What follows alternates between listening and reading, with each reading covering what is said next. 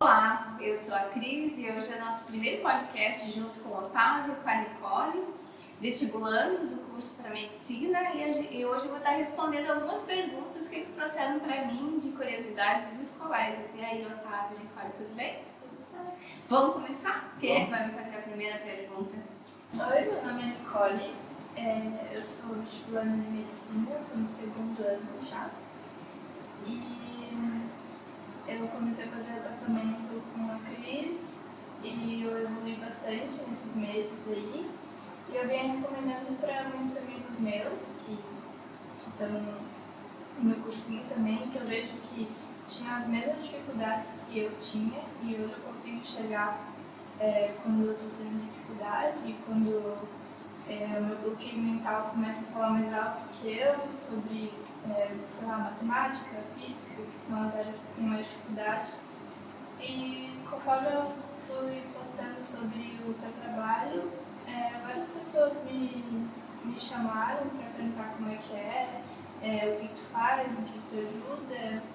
E uma das dúvidas frequentes era sobre o que teus aparelhos faziam, né? O que eles influenciavam na mudança mental das pessoas. Então, Nicole, a primeira coisa para eu poder te responder essa pergunta, né, em relação ao neurofeedback que você está falando, né, a minha formação dentro da área da psicologia, a gente trabalha muito a questão do ser, né, entre as relações, a questão do sentir, a questão daquilo que eu estou fazendo. E há uns 8 anos, foi em 2012, eu me voltei só para o mundo do vestibular. Porque é uma idade que me fascina, eu acho que eu me dou muito bem, eu consigo entender a linguagem de vocês. E a partir disso eu comecei a fazer especializações, né? Fiz o coach, até ontem eu vi uma reportagem entre um coach e uma psicóloga, adorei assim, sobre a questão da fala, o que é um, o que é outro, né? E aí eu comecei a atendi a Dani, foi a primeira menina que eu atendi, não, foi a Gabriela, a primeira menina que eu atendi. Só que eu via que, por mais que eu fizesse, vamos organizar o seu estudo, vamos ter foco, vamos mensurar, né, do ponto A ao ponto B o que você quer fazer, que ela queria passar em Direito na UFSC, eu vi que faltava alguma coisa na Gabriela que não era só por falta de vontade dela que ela não conseguia. Então, nesse sentido, uma amiga minha me convidou para fazer uma formação, só que eu já vinha de um momento muito saturado de muitas especializações que naquela época eu tinha feito. Eu falei, não quero fazer, não, deixa assim. Ela falou, não, mas vou fazer que você vai gostar.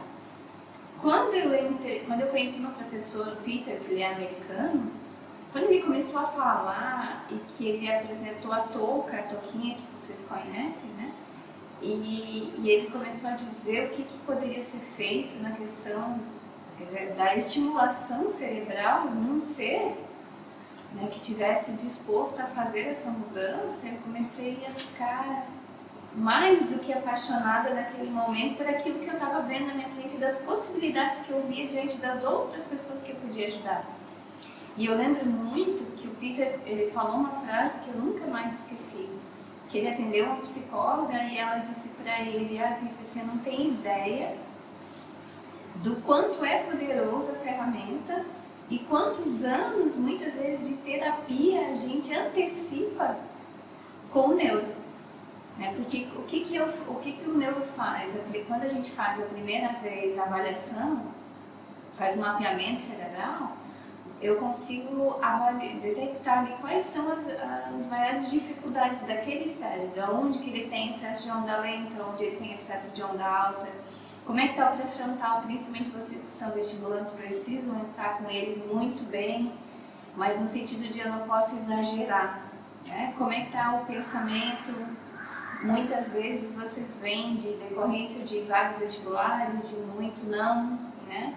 E uma das coisas que é muito do vestibulando é a questão do medo de não conseguir passar, do medo de achar que não é bom o suficiente, que sempre tem alguém melhor do que ele, essas vozes internas internas que a gente ouve muito no consultório. Então, a partir do momento que eu fiz a formação de neuro, eu voltei e comecei a aplicar. E eu lembro que aí eu trabalhei a Bruna, que era uma menina que já se formou agora, faz poucos dias. E ela é uma menina muito boa. Sabe a menina do quase? Ela quase todo o vestibular por pouquinho ano passado. E ela é muito, muito, muito dedicada. Então, quando o diretor do cursinho me passou ela, ele disse: ela é muito boa, mas eu não sei o que acontece.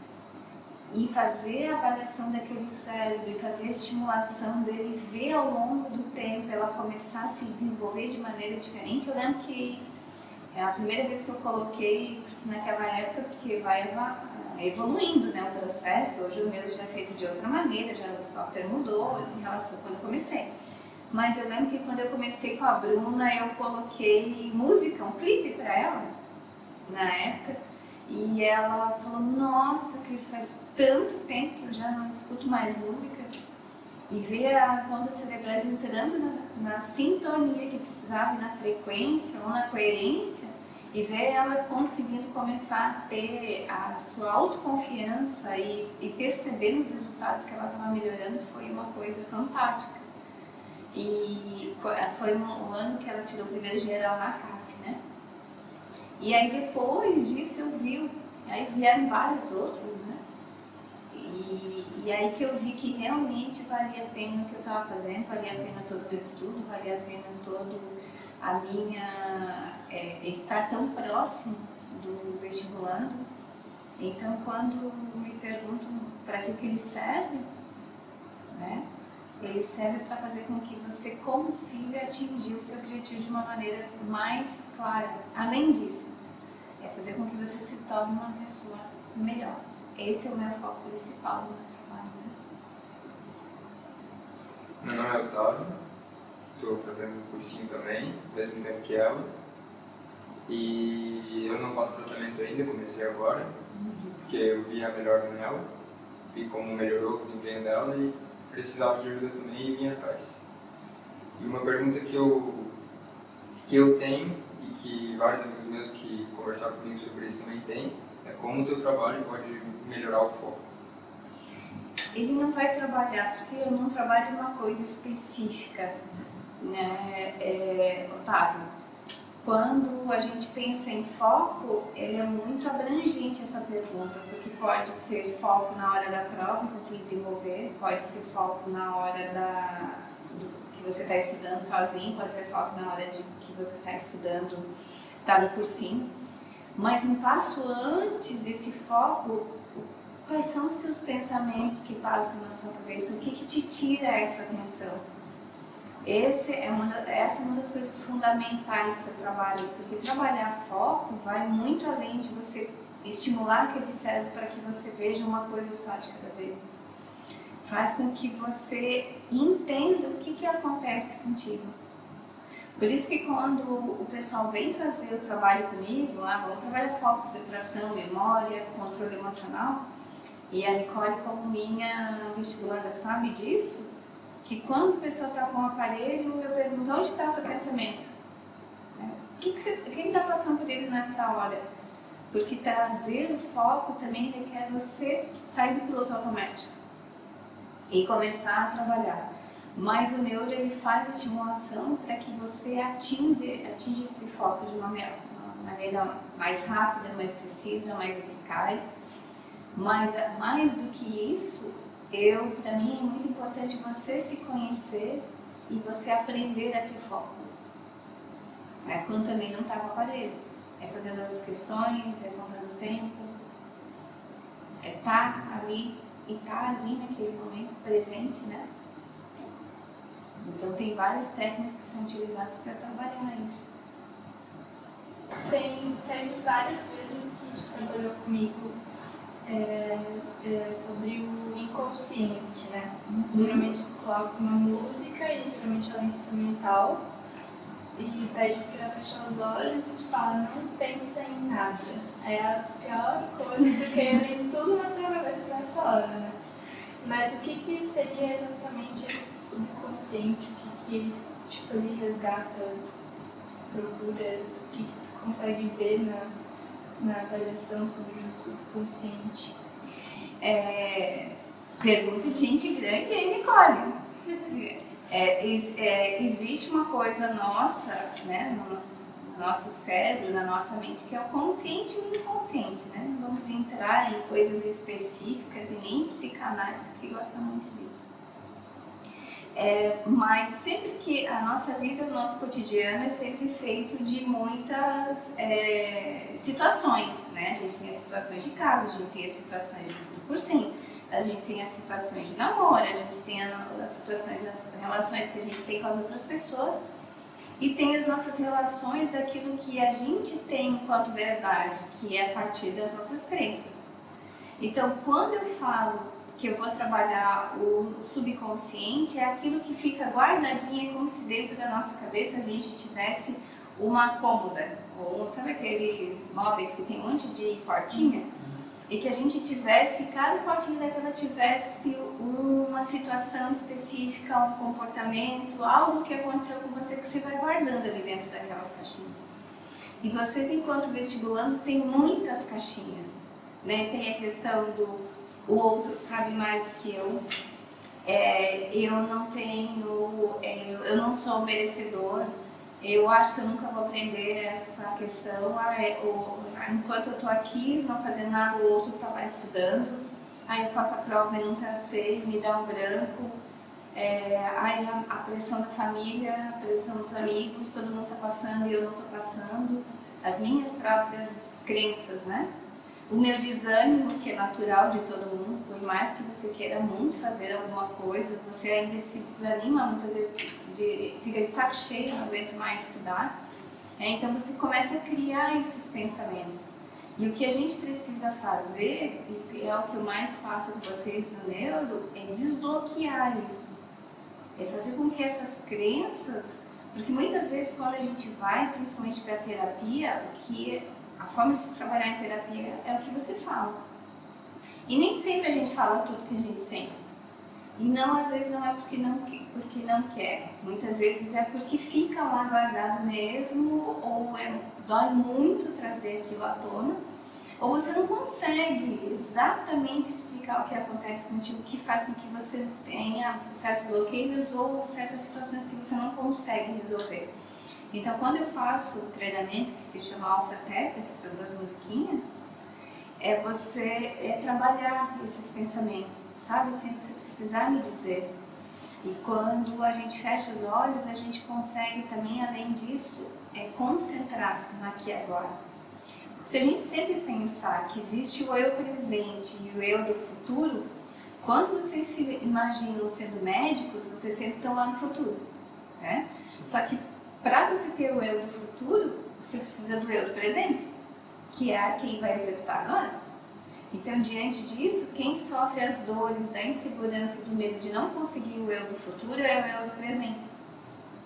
Então, quando você se aquieta sua mente e começa a ouvir só a música, você dá espaço naquele momento, que é também uma forma também de meditação, de te trazer para o agora. Porque você não fica pensando nesse monte de coisa, nessas vozes que ficam na sua cabeça.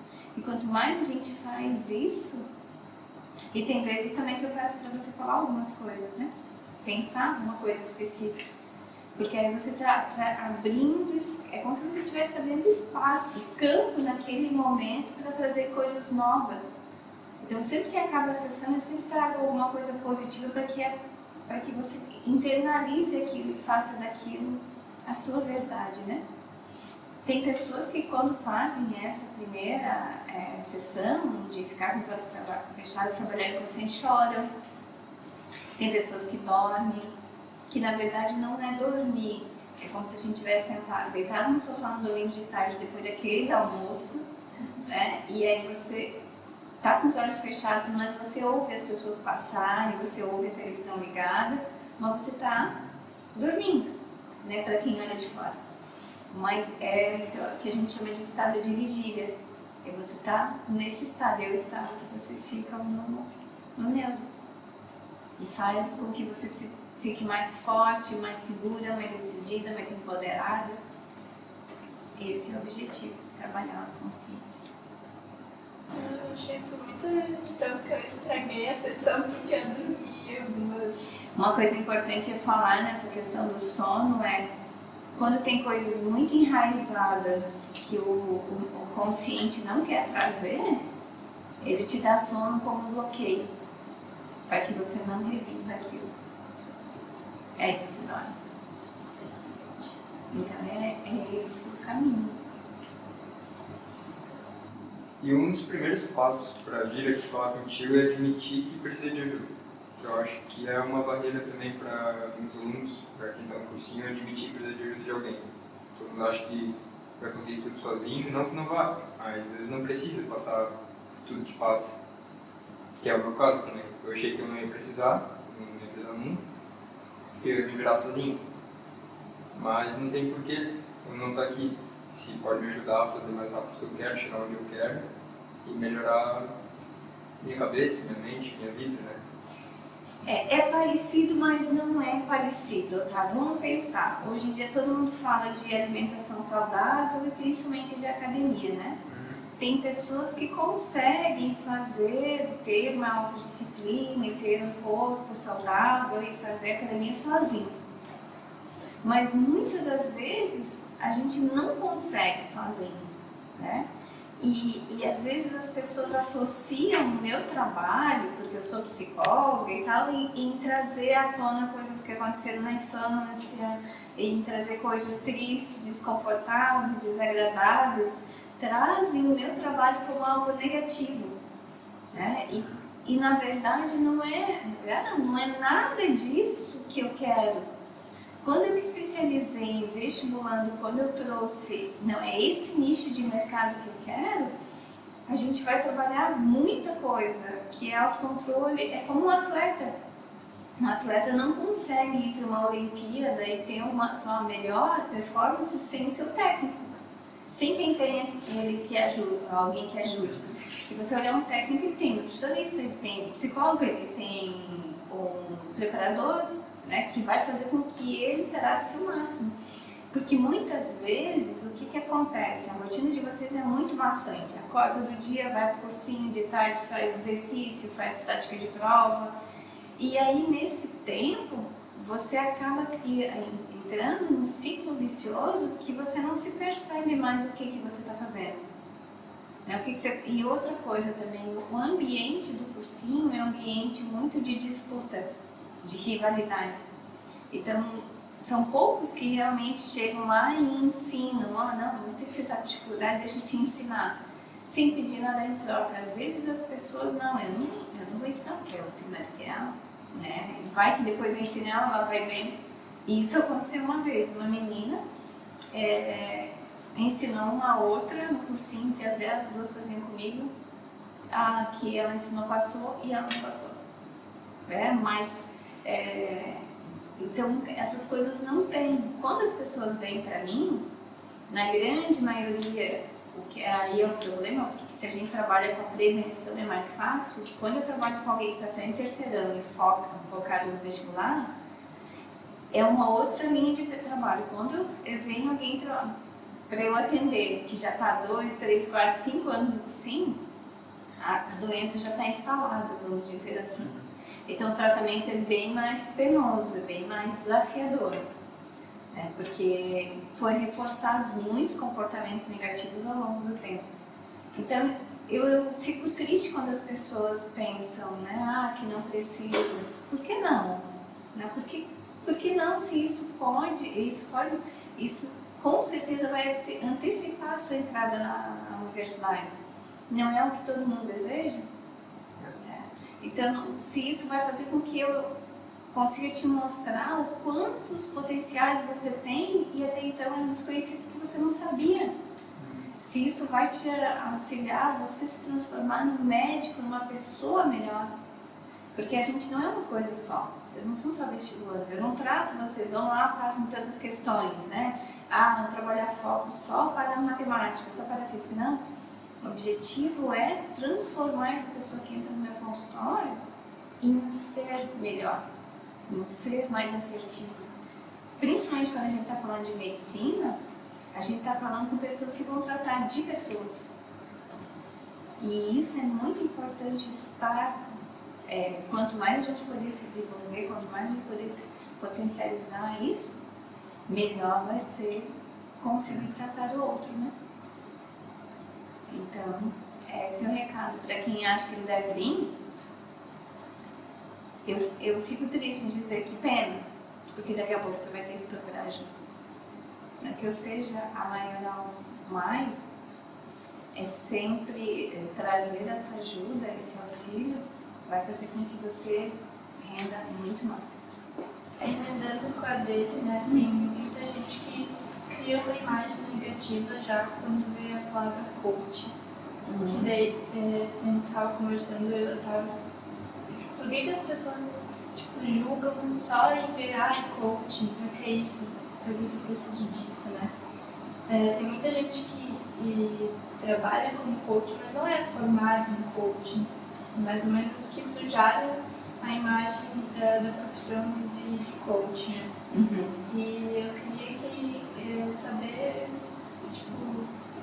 que tu especificasse o que o coach realmente faz e por que tem que ter a formação de coach.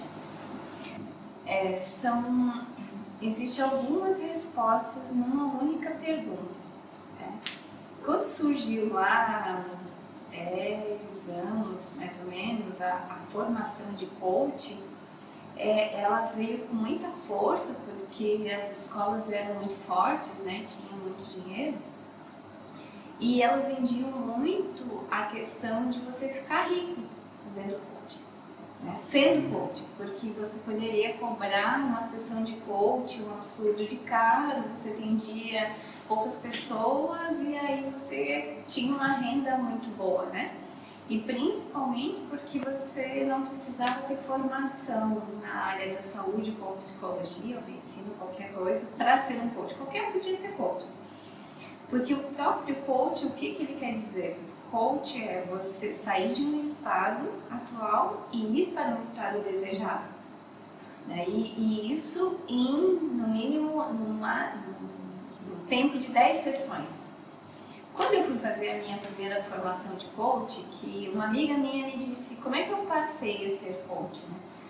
Eu sempre tive com os meus pacientes, eu nunca fiquei muito tempo atendendo o paciente em clínica.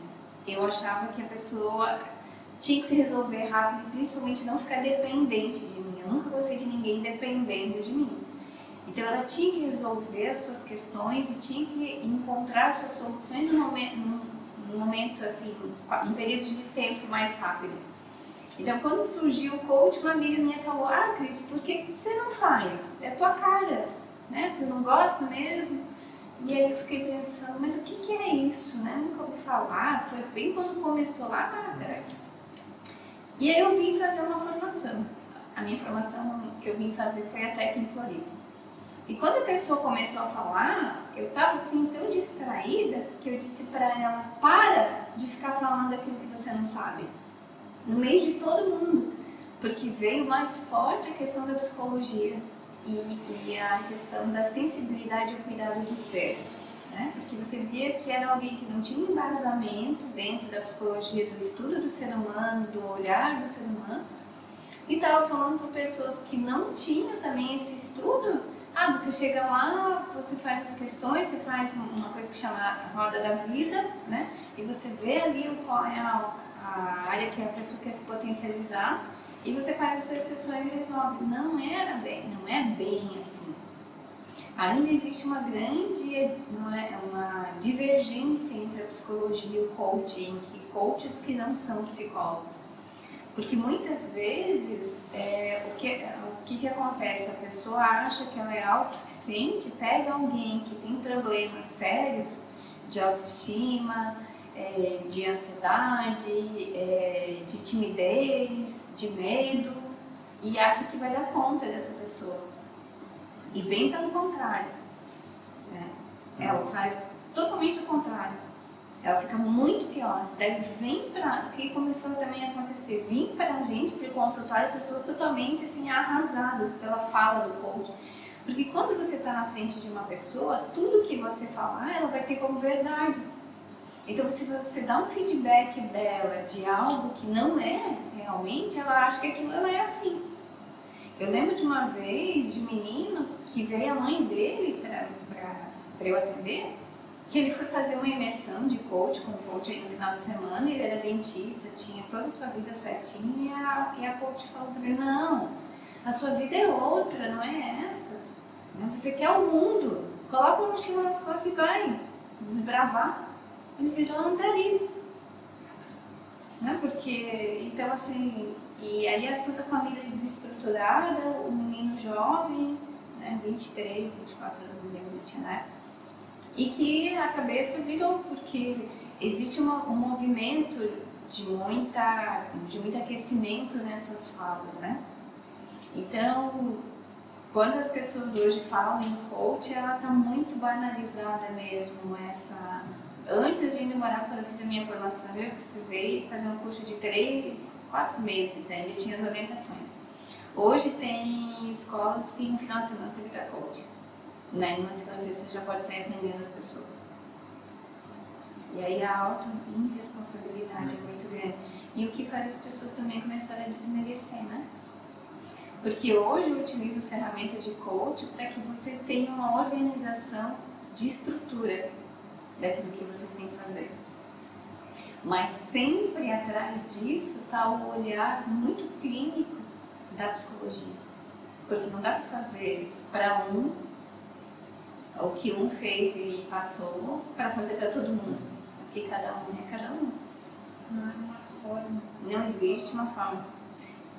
Uma vez uma mãe falou para mim no consultório, se a gente pudesse lá fazer a prova por eles, eu falei, ainda bem que não dá. Porque o seu filho, você quer que ele entre pela porta ou você quer que ele entre pela janela? Então, se existisse uma forma que pudesse fazer com que você fizesse, mesmo assim, se eu tivesse essa forma, não daria. Porque é muito mais consistente quando você consegue sozinho, né? Quando você vê o seu nome na lista dos aprovados. Você sabe que é mérito seu. Então, eu sei que entre os vestibulandos tem coach que se arrisca a trabalhar, mas trabalhando de uma forma muito superficial, sem entender esse serzinho, o que está acontecendo, qual é o histórico dele, qual é a pressão da família, qual a pressão que ele faz, como é que ele se vê, se ele se interage no mundo, qual é o lugar que ele vê que é o lugar dele no mundo, qual é o espaço dele nesse momento, como é que ele se visualiza depois. Então, coach serve quando a gente tem responsabilidade mais do que o coach sobre o outro que está na sua frente. E ter a humildade de dizer, não, infelizmente, esse caso. Por exemplo, eu não trabalho com patologias, doenças psiquiátricas. Não é minha especialização, eu escolhi. E quando vem alguém, eu não vou ficar atendendo essa pessoa. Não vai inventar um diagnóstico? Não vou inventar um diagnóstico, não vou eu tentar ser agora a poderosa e vou resolver, não. Ela precisa de alguém que tem esse conhecimento, que tem esse estudo, que fez, que está preparado para isso, coisa que eu não sou. Uma pessoa com depressão, quando identifica isso, tu não atende o caso deles, Quando é um estado muito, por exemplo, já veio vestibulandos que o estado depressivo era muito profundo, né? De muitas reprovações do estilo de vida. Então ele faz comigo o processo de coach e faz com outro profissional o processo de terapia. Junto. E ainda muitas vezes toma medicação. É outra coisa também, não precisa tomar medicação. Hoje já existem medicações muito melhores que antigamente. Antigamente também era outro problema. Vai tomar medicação, vai ficar viciado. Hoje a indústria farmacêutica ela evoluiu muito nessa questão da medicação. Existem estudos muito profundos na questão da medicação. Então, hoje, tomar uma medicação, dependendo daquilo que você tem, não é ruim. Você tem que cuidar da dose, do tempo e avaliar como é que você está indo. E aproveitar para falar de medicação, medicamento, sobre a droga do cursinho, né, que é a Ritalina. Muita gente se acha que precisa sem consulta, né, se auto-prescreve e começa a tomar o que tu acha sobre isso? Sobre a Ritalina, no caso. Olha, Otávio, para mim isso sempre é a minha maior tristeza, sabe? Porque quando você quer medicina, você tem que ter consciência que é um caminho que você tem que seguir, que não é um caminho fácil, né? Que é um caminho que você vai ter que trilhar, você vai ter que se abdicar de muita coisa, de estar com a família, de ir à praia, ou de um dia lindo como hoje, você está ali estudando em vez de estar fazendo qualquer outra coisa. Só que eu percebo muito que na geração de vocês tem o ir pelo caminho mais curto. E também tem muito um livrinho que eu tenho ali que a Maria vai com as outras. Tá fazendo, e agora eu tô super empolgado, com muito foco, o outro vai lá e faz também, porque é um caminho, só toma ali o remedinho, né, e tá resolvido. Estuda até de madrugada sem nem perceber. Só que aí é que tá o problema. A Ritalina foi uma droga desenvolvida para quem tem déficit de atenção. Quem tem um problema da qual não consegue se concentrar, não consegue ter foco e tem um problema nesse sentido. Mas o que aconteceu? Como sabiam, como foi banalizado que a Ritalina veio para te dar mais concentração, mais foco. Tem um filme, que eu não sei o nome, vocês lembram o nome do filme? Não, é Sem Limites? Que o cara toma uma droga e ele fica ultra mega, um super-homem, né? Uma memória muito... Só que isso não existe. Não existe droga hoje no mundo que te faça fazer isso e nem vai existir porque você precisa de um tempo para processar os pensamentos. Então, se você tem muito pensamento acelerado, até o próprio corpo não consegue dar conta daquele movimento que está fazendo. E quando a gente fala de Ritalina, que você toma e não tem problema de déficit de atenção, problema de criatividade, você fica só com os efeitos colaterais. E também tem outra coisa que falam, que eu não sei se é tirar dúvida já, que quando tu estuda tomando Ritalina sem a necessidade, assim, depois de um tempo tu começa, tipo, na hora tá dando certo, mas depois nem lembra vai perder o efeito. Não sei explicar direito. É porque assim, quando você toma Ritalina e você tem déficit de atenção, ela traz os benefícios. Sim. Apesar que, como é uma droga que a gente não tem há 20 anos, há mais de 20 anos, então a gente não tem uma geração que já tomou essa droga para saber como vão ser os efeitos colaterais ao longo do tempo. Então, o que acontece? Existem alguns efeitos colaterais de quem toma e precisa já, né? Agora, quem não precisa e toma, tem os efeitos colaterais piores ainda. Porque aí, como ela é considerada, os efeitos colaterais como a cocaína, ela pode te dar alucinação, ela faz com que você comece a ter agitação, o batimento cardíaco começa a acelerar, porque você não consegue dormir, você começa a ter suor à noite, as extremidades do corpo começam a ficar frias, ou você perde, né? Eu tive um aluno que no dia da prova, ele achou que ele ia ficar tipo super igual ao cara do filme, e tomou 2. E aí ele começou a alucinar dentro da sala, e aí ele via bicho em cima da mesa, e ele via como se as linhas se mexessem, sabe, na prova, ele não conseguia assinalar, porque ele não conseguia ver, fazia como se estivessem dançando, ele sentia calafrio, ele via que como se o fiscal falasse mais alto e mais baixo, sabe, assim, como a voz, e aí eles tiveram que tirar ele da sala, porque ele ficou muito mal. Agora também é muito engraçado que foi feito um estudo lá nos Estados Unidos, numa universidade, com o pessoal da medicina, e foi dividido em 2 grupos. Um foi dado uma medicação que a gente chama placebo, que era um comprimidinho que não tinha nada. E o outro foi dado como se fosse a Ritalina, né? Então, um era a Ritalina e o outro era o placebo. E aí foi dito que um medicamento não ia dar nenhum efeito. E o outro ia te deixar super, né? E aí o que eles fizeram? Para o grupo que deram o placebo, eles achavam que eles tinham ficado ultra mega, não dormiam, estudavam, estavam super... guardavam tudo do que o professor tinha passado, iam bem na prova. E o pessoal que achava que tinha tomado Ritalina, que achava que tinha melhorado, não tinha tido os efeitos colaterais, não tinha tido os efeitos, porque tinha sido dito para eles que eles estavam tomando um outro remédio, né? Um outro remédio qualquer.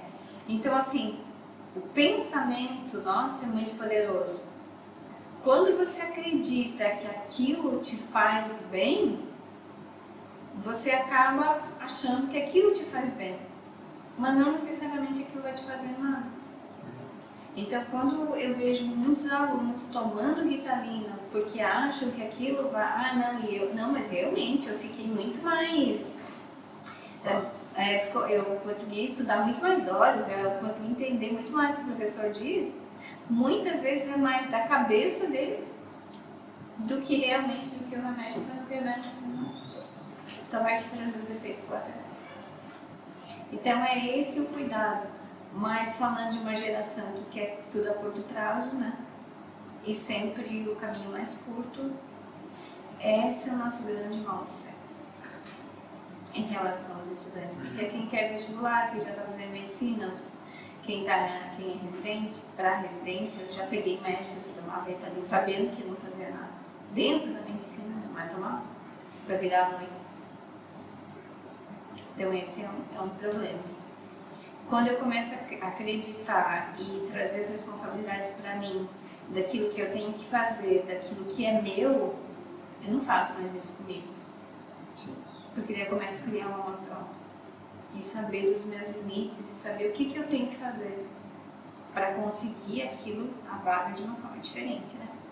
Através do meu esforço. E vamos combinar também, né? Se você estuda com uma boa organização do tempo, boa organização de calendário, se você tem uma boa alimentação, se você está trabalhando seus pensamentos, está trabalhando seu emocional, a Ritalina serve para quê? Se você vai aumentar, né? Se você vai avaliando e vendo as evidências de que você está ganhando questões, você está ficando mais forte, está indo melhor ao seu lado, não precisa. E tudo ainda fazer de forma consciente? Não existe milagre. Não tem.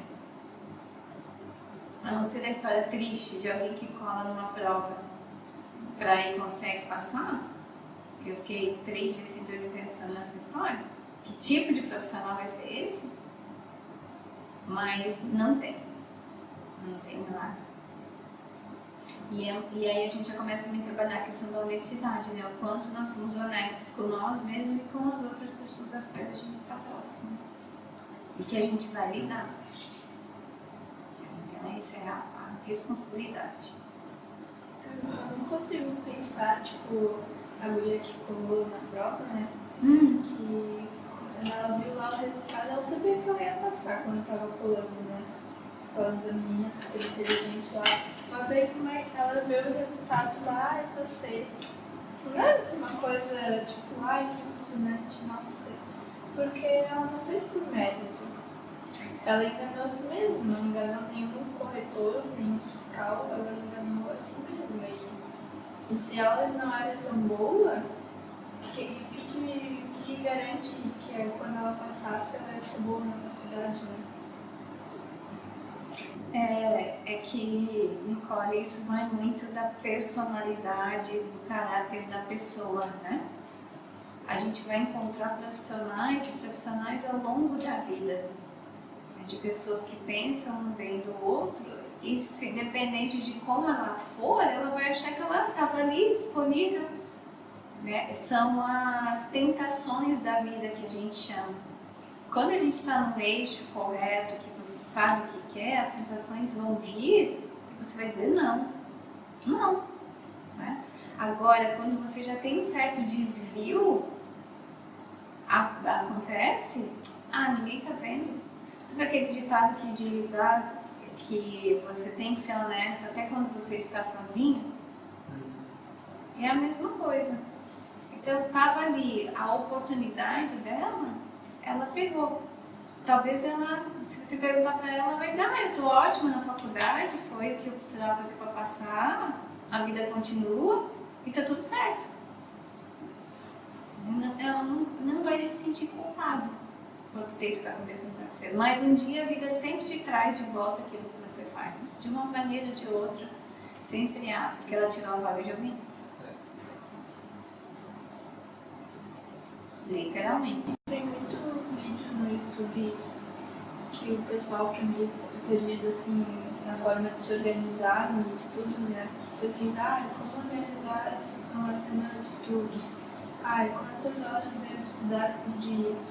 E como a gente falou, não é uma fórmula para todo mundo, não vai funcionar para um. O que funciona para um não vai funcionar para outra pessoa. E como é que tu a tua opinião, como a pessoa pode descobrir como ela funciona, assim, sabe?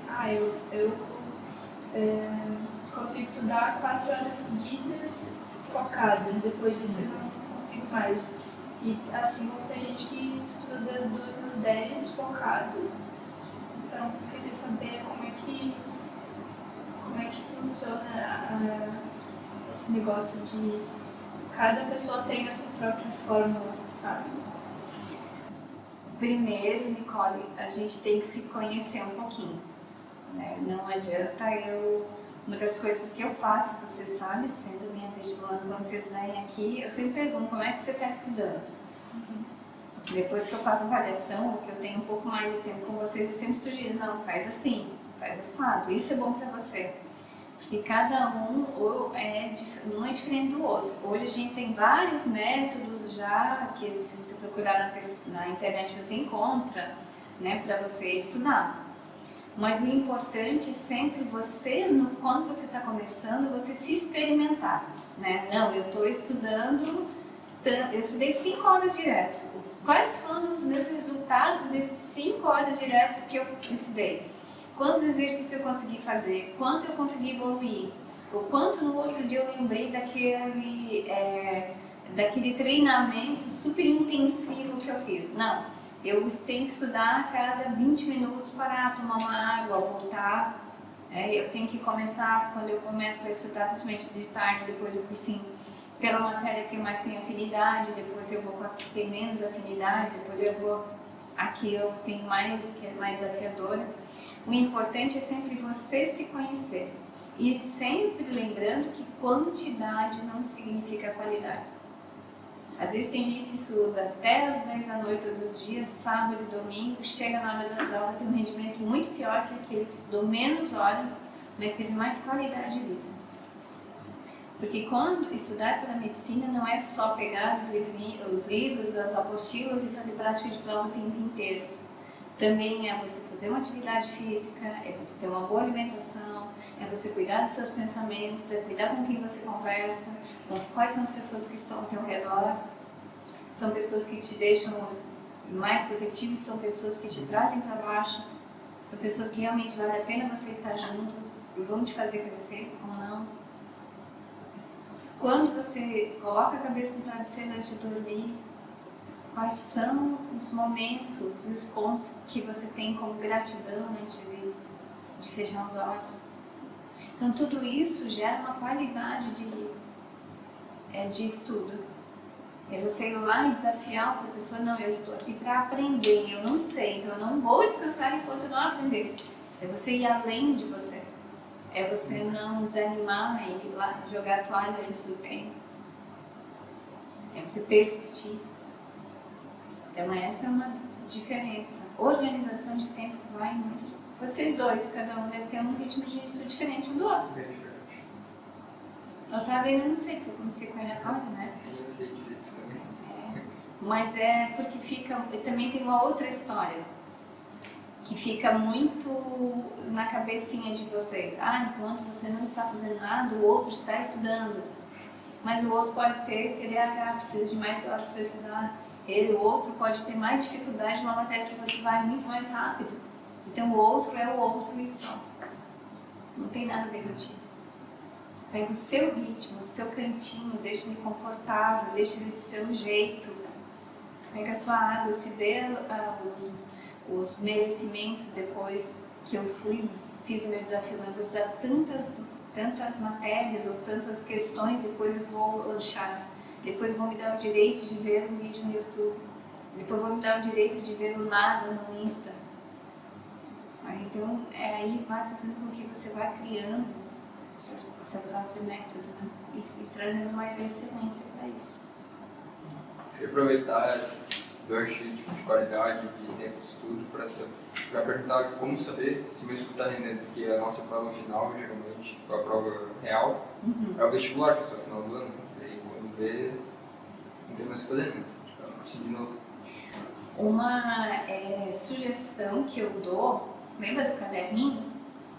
É você pegar o caderno e, por exemplo, assim, na quarta-feira você vai anotar no caderno o que você lembra que você estudou na segunda-feira. E além do que você estudou, que você vai colocar como tópicos, mapa mental, aí você escolhe o seu jeito. Você vai colocar também quantas questões você fez naquele dia e quantas você acertou. E além disso, você vai colocar como você se sentiu naquele dia. Na quinta você vai fazer de terça, na sexta você vai fazer de quarta, no sábado vai fazer de quinta. Quando chega lá mais perto da prova, além das práticas de prova, mas as práticas de prova para mim tem que ser prática de prova mesmo, não é pegar, hoje eu estudei geografia, eu peguei uma prova e fiz as questões de geografia, amanhã eu vou fazer as de matemática, você não consegue contar tempo. Se preparar para uma prova é pegar todo o contexto. O que eu tenho, como é que eu quero estar no dia da prova? Quanto de conteúdo eu quero ter naquele dia já segura de que eu sei? Quais são os maiores conteúdos que caem? Então eu sei que esses são os conteúdos que caem, eu quero estar tranquilo, eu quero estar seguro, eu quero estar focado. Então, durante quanto tempo eu tenho ainda a prova? Tem tantos meses, né? Tem tantas semanas. Então, durante essa semana eu vou diluindo todas as coisas que eu quero. E cada semana, chega no final de semana, eu conseguir atingir aquilo que eu queria. E aí, quanto mais você vai reforçando que você foi evoluindo, mais você chega no dia da prova mais certo. E mais seguro do que o que você fez é. Porque se eu perguntar para vocês hoje, sinceramente, vocês acreditam que vocês estão fazendo tudo possível para atingir a aprovação? Sempre a gente pode dar um pouquinho mais, né? Quando a gente dilui esse pouquinho mais em semanas e vai riscando lá no meu caderno o que eu fiz, isso vai me deixando com mais vontade de fazer da próxima vez. Quanto mais vontade, mais certeza você tem que você está preparado. Porque a gente tem que sempre ter respeito pela prova, mas não medo. Porque nada que tenha lá não é algo que um dia você já não viu. Um cursinho passa tudo. Não existe conteúdos novos que saíram agora, que os cientistas, os professores, os educadores criaram, né, de novidade para que vai cair na hora da prova. Não. É sempre conteúdos que você sabe. Então, eu sempre digo, se desafie. Essa semana, o que eu vou fazer de melhor por mim? O que mais eu posso fazer? Sabe quando você está na academia e o professor diz só mais um, você diz, eu não aguento. Mas ele sabe que você tem mais um gás? É a mesma coisa. Mas sempre com qualidade, nunca pelo excesso. Aí você consegue saber que você está preparado. Porque a professora vai falar uma coisa no cursinho, já te lembra que, opa, você já viu. Vai fazer uma questão, opa, essa aqui já não me dá mais medo. E aí você vai... Uma das coisas que eu percebo muito com os meus vestibulandos que passam em primeiros lugares, assim, nas federais principalmente, é que eles aprendem a gostar de estudar. E aí não é mais um peso, é um desafio, é uma coisa gostosa. Fazer as questões, ler um livro, fazer uma redação, já vira uma coisa meio que automática, faz parte dele. Não é ruim. Então é assim que você sabe que está preparado. E a gente sente o quanto está dando o nosso melhor, não é? Sim, sempre. E a gente também sente, ouve muito aquela vozinha na hora da prova. Podia ter estudado um pouco mais. Podia ter visto um pouco mais esse assunto. E é muito cruel essa hora. Ela é doída. Porque você viu que o seu comprometimento não foi com você mesmo o que você podia ter feito. E aí não adianta mais. Já foi. Eu vou ter que esperar para outro vestibular. É aquela coisa, você aprende no amor, você aprende na dor. E a gente sempre tem o livre-arbítrio da escolha. Qual dos dois você quer? Então é assim. Eu lembro que no meu terceirão eu fiz a prova, comecei a fazer o vestibular no segundo ano, né? Tipo, pra teste, assim. Aí eu lembro que no meu terceirão eu sabia que eu não ia passar, porque terceirão é aquela coisa de formatura e viagem, tá nem aí pra vestibular, né? Eu lembro que eu chegava na hora da prova e, tipo, eu não tinha medo. É só uma prova, mas eu sei que eu não vou passar, tava a tranquilidade de quem não ia passar, assim. E, tipo, sabendo que eu ia ter outra oportunidade depois, né? E quando eu tava fazendo a prova, eu, tipo, meio que aprendia com a prova, porque tinha coisas que meu colégio, por exemplo, não tinha passado. E eu ficava pensando, meu Deus, isso aqui existe? E depois do primeiro ano de cursinho que eu fiz a prova da UFSC de novo, todas as questões, não vou dizer que eu sabia, tipo, que eu consegui resolver todas, mas, tipo, todas as questões falavam de coisas que eu já tinha visto e já tinha escutado, e eu, tipo, isso aqui foi tal professor que deu naquela aula lá, isso aqui foi tal assunto daquela frente daquela apostila. Tipo, eu consigo lembrar em detalhes mínimos de coisas que eu aprendi, no caso, e tu percebe a tua evolução nessas coisas, né? Eu lembro que meu pai me falou, quando eu fui fazer meu vestibular, quando eu tava começando a ler a questão, eu já sabia o que ela ia pedir. E quando ele me falou isso, eu tava no terceirão, e eu nunca, até aquela vez, eu nunca senti essa sensação, né? Aí quando eu fiz o cursinho e eu vi que essa sensação é boa, né? Que, nossa, isso aqui eu já estudei, isso aqui eu sei, que legal. É bem gratificante, assim. Né? Porque ela te dá você se sente mais empoderado daquilo que você está fazendo, né? E você sente que você é capaz de aprender, o que é melhor. Capaz. Exatamente. Mesmo que você não vá bem. Por isso que muitas vezes, algumas vezes as pessoas não passam, por exemplo, tá no primeiro vestibular comigo, e independente de você não ter passado, agradeça o vestibular que você fez, agradeça o seu desempenho, agradeça essa nova oportunidade, porque é isso que vai fazer com que na próxima prova você vá bem. Não, quer chorar? Chora um pouquinho, né? Mas levanta a cabeça e que a vida continua. Ninguém vai morrer no outro dia porque você não passou no vestibular. Tudo vai continuar igual.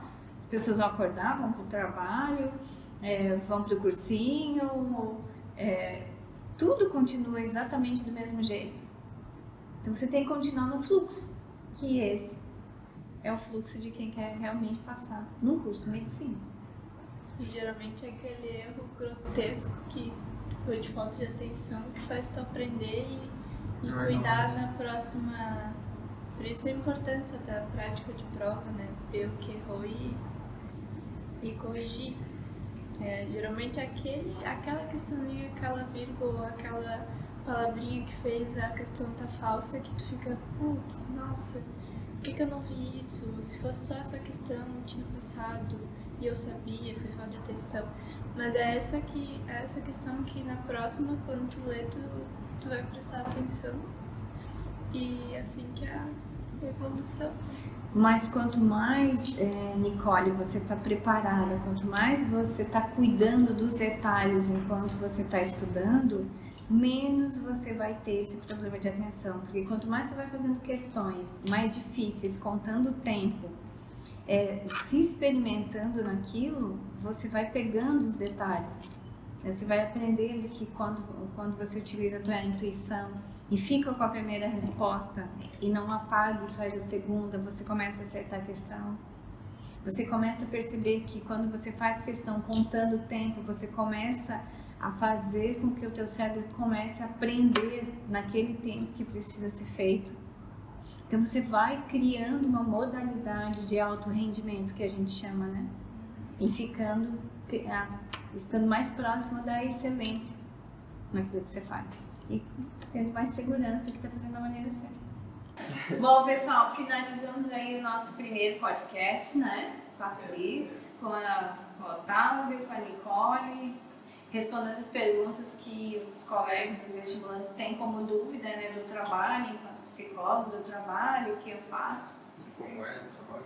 Como é o trabalho e sugestões também para várias questões que são de vários vestibulantes que não são só de vocês, é de todo mundo, né? E ao longo do tempo a gente vai tirando essas questões, ajudando e fazendo com que o pessoal trilhe o caminho para a medicina de uma forma mais rápida, né? E menos doída. Não precisa ser senador. Pode ser de outra maneira. E aí, certo? Tudo certo? Então tá. Isso. Encerramos? Encerramos.